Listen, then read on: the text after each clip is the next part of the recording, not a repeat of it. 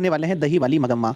और आप मात्र 5 से 10 मिनट की वीडियो पर आप इस पूरे कहानी को समझ पाओगे और जितने भी ऑब्जेक्टिव क्वेश्चन होंगे उसको भी आप कर पाओगे। तो चलिए हम स्टार्ट करते हैं।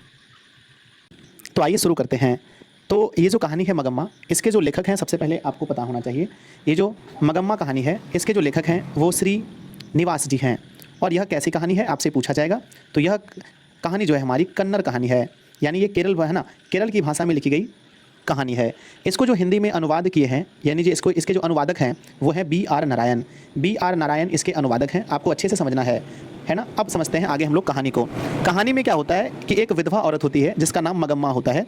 और मगम्मा क्या करती है, इसके जो गांव का नाम है वो इसके गांव का नाम होता है वेंकटपुर। और वेंकटपुर जो कि बेंगलोर से लगभग 3 मील की दूरी पर है। तो मगम्मा रोज़ क्या करती है, अपने माथे पर दही का घड़ा लेकर के 3 मील दूर यानी बेंगलोर दही बेचने के लिए रोज़ जाती है। वहाँ इसकी मुलाकात एक औरत से होती है जिसका नाम होता है ना, जिसको ये माँ जी कहकर पुकारती है। हमेशा ये इसे माँ जी कहकर के ही पुकारती है।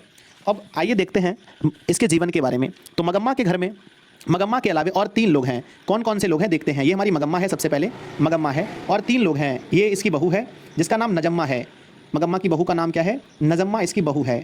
ये कौन है, नजम्मा इसकी बहू है, ठीक है ना। और आप लोग हंसीएगा मत, हमारी पिक्चर्स कुछ ऐसे ही मैं बनाता हूँ। और ये इसके बेटे हैं, ये इसका बेटा है, ठीक है ना। और ये उसका पोता है, ठीक है ना।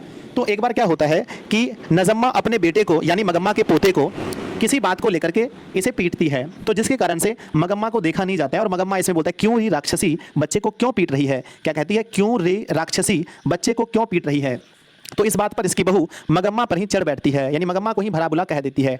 तो फिर मगम्मा कहती है नजम्मा से, आने दो तुम्हारे पति को, यानी अपने बेटे के बारे में कहती है, आने दो, मैं उससे ही तुम्हें डांट सुनवाता हूँ। पर बेटा आ जाने के बाद कहता है, माँ क्या मेरी पत्नी का मेरे बच्चे को मारने का हक नहीं है माँ। तो माँ कहती है कि तू भी अपने पत्नी का ही पक्ष लेता है। तो बोलता है कि यदि तुम लोगों को मैं भारी लगता हूँ, यदि मैं तुम लोगों के बीच में कुछ अलग लगता हूँ तो क्या मैं अलग खाना बनाना, क्या मुझे अब अलग खाना पड़ेगा। तो बेटा इसका कहता है कि यदि आप ऐसा सोचते हैं कि आप खाना अलग बना के खा सकते हैं तो आप अलग ज़रूर खा लीजिए। तो माँ क्या करती है, माँ कहती है ठीक है, आज दोपहर से ही मैं अलग खाना बना करके खाऊंगी। तो माँ क्या करती है, दोपहर से ही अपना अलग खाना बना करके खाती है। ये लीजिए हम इसका बना देते हैं घड़ा, इस पर खाना चढ़ा है, नीचे आग जल रहा है और ये माँ है। देखिए माँ अलग खाना बना करके खा रही है और जबकि यहाँ इसकी बहू है, ये जो दूर से ही इसे देख रही है। और ये इसका छोटा पोता है, ये भी इसे दूर से देख रहा है, इसका बेटा ये भी इसे दूर से देख रहा है और ये अलग बनाकर खाना खाती है।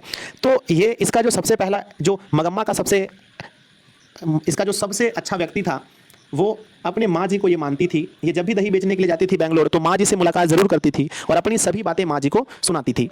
तो जब मगम्मा दही बेचकर पैसा कमाती थी तो उस पैसे से अपनी बहू के लिए या तो कान के लिए या फिर या तो नाक के लिए या गले के लिए खरीदा करती थी। लेकिन जब इसकी बहू इससे अलग हो गई तो फिर मगम्मा के पास पैसे बचने लगे। तो फिर मगम्मा ने क्या बोला, माँ जी के पास, माँ जी को इन्होंने देखा एक मखमल का ब्लाउज पहने हुए देखा। तो मगम्मा ने फिर माँ जी से कहा कि माँ मैं भी एक ऐसा ब्लाउज लेना चाहती हूँ, कितने का पड़ेगा। तो माँ जी ने बोला लगभग 8 रुपये का। तो मगम्मा दूसरे दिन क्या करती है, मगम्मा दूसरे दिन ऐसा ही ब्लाउज खरीद के लाती है और उसी दर्जी के यहाँ पर सीने के लिए भी दे देती है। लगभग 8 से 9 रुपए खर्च के, है ना, खर्च करने के बाद मगम्मा भी मखमल की ब्लाउज पहनने लगती है। जिसको देख करके उसकी बहू जो उससे बहुत जलती थी वो कहती है देखो बुढ़ापे में इसकी जवानी आ गई है, ठीक है ना। इस बात का पता उसके गांव के एक लंपट जुआरी को पता चल जाता है जिसका नाम रगम्पा होता है। रगम्पा उसी के गांव का एक लंपट जुआरी था, हम कह सकते हैं जुआरी, है ना, टाइप का व्यक्ति था। और इसको पता चल जाता है कि मगम्मा के पास आजकल बहुत पैसे हैं क्योंकि वो दही बेच करके अपने बेटे और बहू को नहीं देती है, तो मगम्मा के पास पैसा। इस बात को जान करके जुआरी रगम्पा इसके पीछे पड़ जाता है और बार बार इसे तंग करता है कि मगम्मा तुम्हारे पास अगर कुछ पैसे हैं तो मुझे उधार दे दो।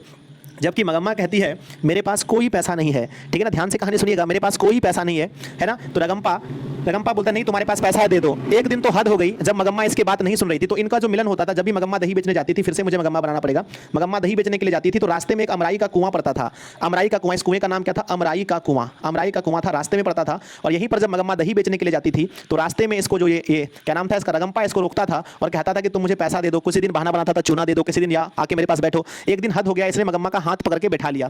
मगम्मा को ऐसा एहसास हुआ कि जैसे इसके पति भी इसको ऐसे नहीं बैठाते जैसे रगम्पा ने बैठा लिया। इसलिए कुछ बच्चे कहते हैं सर मगम्मा से रगम्पा शादी करना चाहता था, लेकिन ऐसा बुक में कहीं नहीं लिखा गया है कि रगम्पा मगम्मा से शादी करना चाहता था। बस ये लिखा गया है कि ये से पैसा उधार लेना, है ना, लेने के बारे में सोच रहा था। तो फिर जब इसको मगम्मा को यह एहसास हो गया कि मुझसे पैसा लेने के लिए रगम्पा चाह रहा है, तो फिर मगम्मा ने क्या किया, माँ जी से बोला कि माँ जी एक काम कीजिए, अब मेरा पैसा तो खर्च नहीं होता है तो मेरे पास कुछ पैसा बचा है, आप उसको रखवा दीजिए बैंक में, आप उसे बैंक में रखवा दीजिए अपने पति से बोल करके, या फिर आप रख लीजिए अपने पति से बोल करके, ठीक है ना। तो मगम्मा अपना पैसा किसको रखवाना, किसके पास रखना चाहती थी, तो माँ जी के पास अपना पैसा रखना चाहती थी। है ना। जुआरी कौन था? तो जुआरी कौन था? रगम्पा जुआरी था। रगम्पा क्या चाहता था? तो मगम्मा से पैसा चाहता था। और जब यह बात इसकी बहू को पता चला कि मेरी माँ का, यानी मेरी माँ का जो पैसा जो है रगम्पा लेता है, रगम्पा मांग रहा है,